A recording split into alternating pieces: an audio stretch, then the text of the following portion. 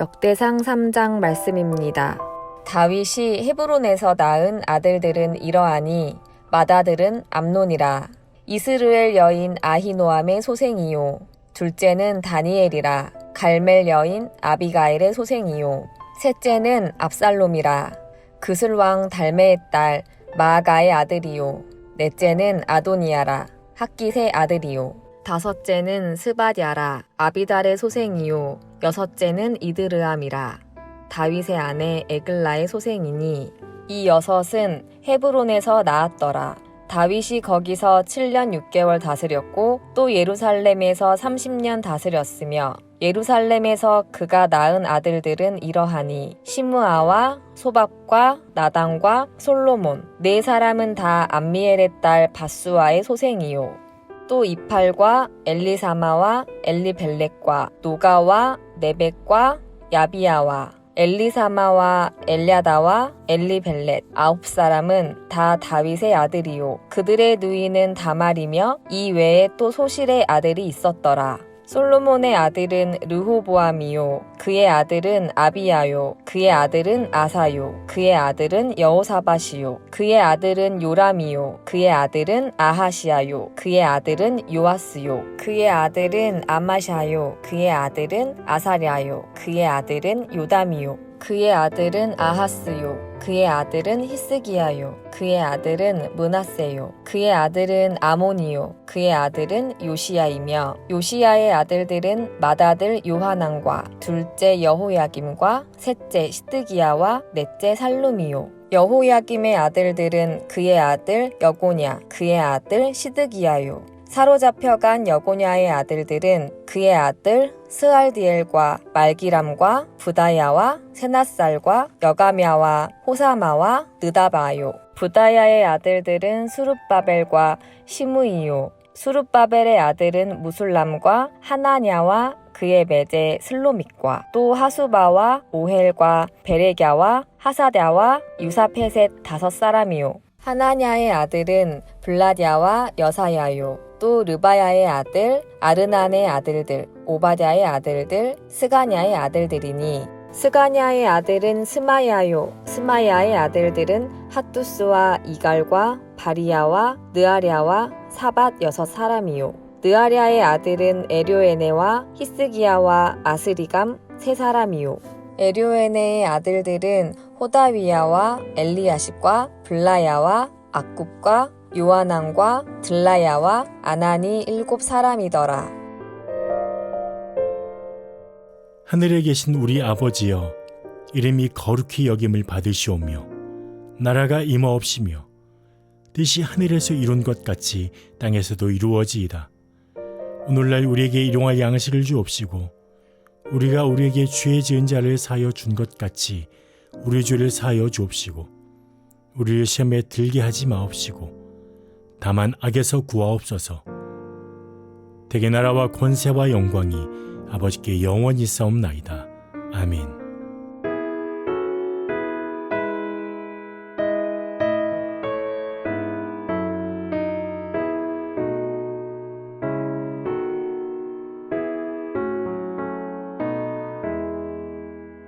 겸손히 주를 섬길 때 괴로운 일이 많으나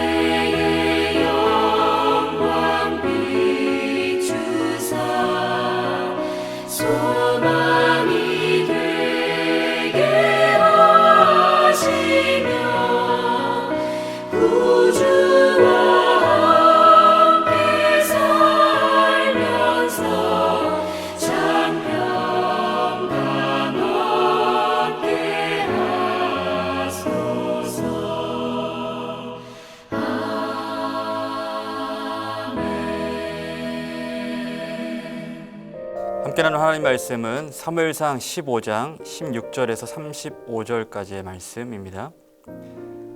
20절에서 23절까지의 말씀을 제가 읽도록 하겠습니다. 사울이 사무엘에게 이르되 나는 실로 여호와의 목소리를 청종하여 여호와께서 보내실 길로 가서 아말렉 왕 아각을 끌어왔고 아말렉 사람들을 진멸하였으나 다만 백성이 그 마땅히 멸할 것 중에서 가장 좋은 곳으로 길갈에서 당신의 하나님 여호와께 제사하려고 양과 소를 끌어왔나이다 하는지라. 사무엘이 이르되 여호와께서 번제와 다른 제사를 그의 목소리를 청종하는 것을 좋아하심 같이 좋아하시겠나이까. 순종이 제사보다 낫고 듣는 것이 순양의 기름보다 나으니 이는 거역하는 것은 점치는 죄와 같고 완고한 것은 사신 우상에게 절하는 죄와 같음이라. 왕이 여호와의 말씀을 버렸으므로 여호와께서도 왕을 버려 왕이 되지 못하게 하셨나이다 하니. 아멘. 할렐루야. 오늘도 주의 은혜 안에서 함께 승리하는 여러분 모두 되시길 주님의 이름으로 축복합니다. 하나님은 겸손한 자의 하나님이십니다. 하나님은 교만한 자를 낮추시고 또 겸손한 자에게 은혜를 베푸시는 분으로 성경 말씀에서 우리에게 자주 말씀하여 주시죠. 잠언 16장 19절 말씀 보면 겸손한 자와 함께하여 마음을 낮추는 것이 교만한 자와 함께하여 탈취물을 나누는 것보다 나으니라 라고 말씀합니다. 당장의 유익을 위해서 교만한 자와 마음을 같이 하는 것보다 겸손한 자와 함께함으로 때로는 손해를 보더라도 겸손한 삶의 그런 선택을 가지고 살아가는 것을 하나님께서 기뻐하신다라고 말씀하는 거죠. 자, 오늘도 주님 앞에서 겸손히 행하는 저와 여러분 되시길 바랍니다. 하나님 앞에 겸손한 마음이란 무엇일까? 몇 가지로 말씀드리고 나누려고 하는데요. 첫째로는 겸손은 여러분 잘 아시는 대로 스스로를 작게 여기는 것입니다. 오늘 본문의 이전 내용을 보시면 사울은 아말렉을 진멸해서 그들의 죄를 심판해야 될 명령을 받았었죠. 그러나 전쟁에 큰 승리를 얻은 사울과 또 백성들은 그 하나님 말씀을 다 이행하지 않고 자신들의 뜻대로 그들의 어떤 뭔가 눈에 보이는 어떤 전리품들, 재물들의 눈이 어두워서 자신들이 원하는 대로 가장 좋은 것들은 남기고 하찮은 것들은 다 진멸하고 마는 어떤 그런 상황들을 만들어냅니다. 이를 통해서 하나님께서는 그를 왕 삼으신 것을 후회하셨다고 말씀하시기까지 이르게 되죠. 자, 사울이 저버린 것은 무엇일까? 바로 겸손입니다. 사무엘은 하나님 말씀을 듣고 사울로 인해서 밤새 부르짖었습니다. 사무엘은 처음 사울이 부름 받았을 때의 모습을 아마 생각했던 것 같아요. 17절 말씀을 쉬운 성경을 읽어드리면 사무엘이 말했습니다.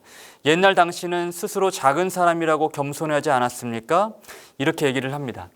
사울을 만나서 사무엘이 이렇게 얘기를 하는 거죠. 당신 예전에는 겸손했잖아 라고 얘기를 하는 겁니다. 사울은 분명 겸손한 사람이었고 자신을 드러내는 것을 잘 좋아하지 않는 그런 성격의 성품의 사람이었습니다. 그러나 백성들이 그를 왕으로 삼고 그리고 왕으로 추대한 이후에 왕됨을 계속해서 추앙하고 그를 정말로 하나님을 대신할 사람처럼 여기자 그의 마음 가운데 겸손함 대신 교만이 싹트기 시작했던 거죠. 사실은 하나님께서는 그를 왕으로 삼으신 것이 아니라 백성들의 어떤 수장 정도로 여기는 방백 정도로 그를 세웠던 건데 이런 것들을 아랑곳하지 않고 백성들이 그를 왕 삼고자 했던 하나님을 대신할 무언가로 삼고자 했던 그런 그들의 욕망이 그들을 사울을 떠받들었던 그 잘못된 마음들이 잘못된 화근으로 이어지게 된 것입니다. 자, 자신을 높이려 하는 마음은 누구나 가지고 있죠. 저와 여러분들도 여기에 예외 사항이 없을 것입니다. 그러나 우리는 이런 우리의 본성을 잘 알고 오늘도 현명하게 다스릴 줄 알아야 합니다. 그래야 선을 넘지 않을 수 있기 때문에 그렇습니다. 여러분, 하나님은 질서의 하나님이시죠. 그러나 교만은 그러한 질서를 무너뜨립니다. 창조 질서와 하나님 나라의 질서를 무너뜨립니다. 그러니까 선을 넘으면 그 뒤에 기다리는 것은 오직 죽음과 사망뿐입니다. 여러분, 예를 들어서 하나님께서 시내산에서 모세를 만나 주실 때에도 이스라엘 백성은 저 밑에 거기 올라오지 못하도록 하시죠. 그 선을 넘으면 어떻게 하신다고 하죠? 내가 그들을 돌격할까 하노라, 공격할까 하노라라고 말씀하시죠. 이처럼 선을 넘지 않도록 항상 우리 가운데 주의해 주신 말씀들을 성경 곳곳에 말씀하고 있습니다. 고린도전서 4장 6절 말씀 보면 형제들아 내가 너희를 위하여 이 일에 나와 아볼로를 들어서 본을 보였으니 이는 너희로 하여금 기록된 말씀 밖으로 넘어가지 말라 한 것을 우리에게서 배워 서로 대적하여 교만한 마음을 가지지 않게 말게 하려 함이라 라고 말씀하죠.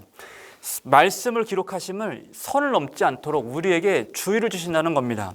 여러분 이 시대는 인본주의와 상대주의, 절대 진리라는 것은 없다라는 어떤 그런 잘못된 진리들로 판을 치는 그런 것들로 가득한 세상을 우리가 살고 있습니다. 그 특징을 하나 보면은 자신들이 주인이 되어 법까지 만들려고 하죠. 그 법의 주인은 진리여야 함에도 진리가 그 주인이 되지 못하고 인간들 스스로가 법의 주인 노릇을 하려고 하는 거죠. 여러분 성경에 소돔과 고모라 사건을 왜 실었을까요? 우리에게 경고를 주시기 위함입니다. 여러분 레위기에는 반드시 죽여야 할 법을 기록하고 있는데 레위기 20장 14절 말씀 보시면 누구든지 여인과 동침하든 남자와 동침하면 둘 다 가증한 일을 행한 것인지 행함인즉 반드시 죽일지니라고 말씀합니다. 또 15절 말씀 보면은 남자가 짐승과 교합하면 반드시 죽이고 너희는 그 짐승도 죽일 것이며라고 말씀합니다. 사람을 대할 때든 무엇을 대할 때든 질서를 무너뜨리는 그 선을 넘은 모든 영역에는 반드시 심판이 따른다고 말씀을 하고 있는 거죠. 여러분 이것은 복음 시대에도 예외가 아닙니다. 복음 시대라고 해도 심판이 없는 것은 아니라는 거죠. 죄에는 반드시 심판이 따릅니다.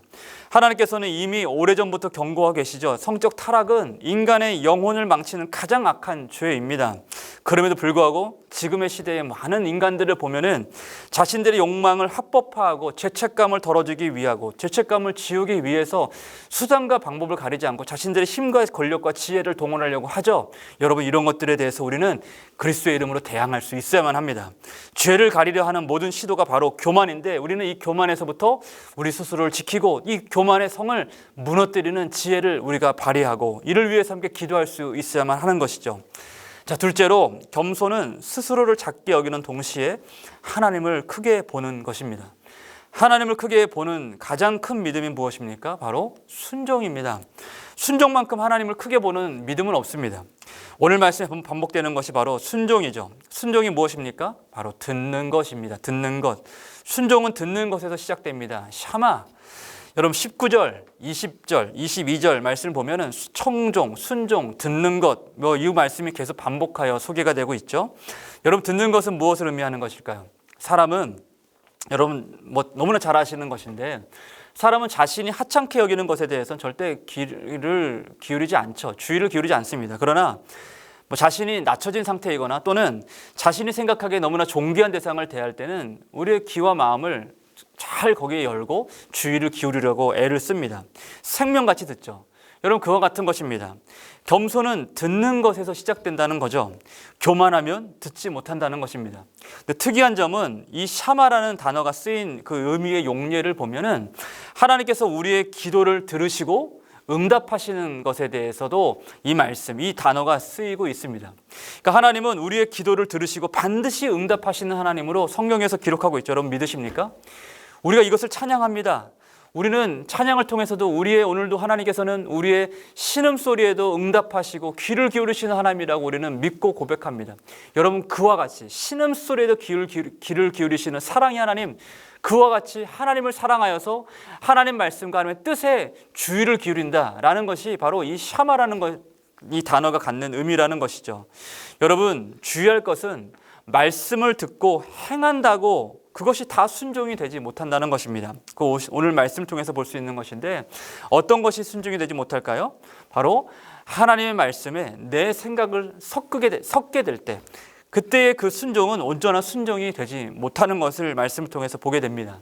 여러분 레위기 19장 말씀을 보면요. 쉬운 성경을 읽어드릴 텐데 내 가르침에 복종하여라 라고 말씀하면서 종류가 다른 두 짐승을 교미하지 마라. 또 밭에다가 종류가 다른 두 씨를 심지 마라. 종류가 다른 두 재료를 섞어서 만든 옷을 입지 말라라고 말씀합니다. 무언가 혼합되고 섞이는 어떤 그런 잘못된 습성들을 버리고 순전함을 추구하라고 말씀을 하고 있는 겁니다.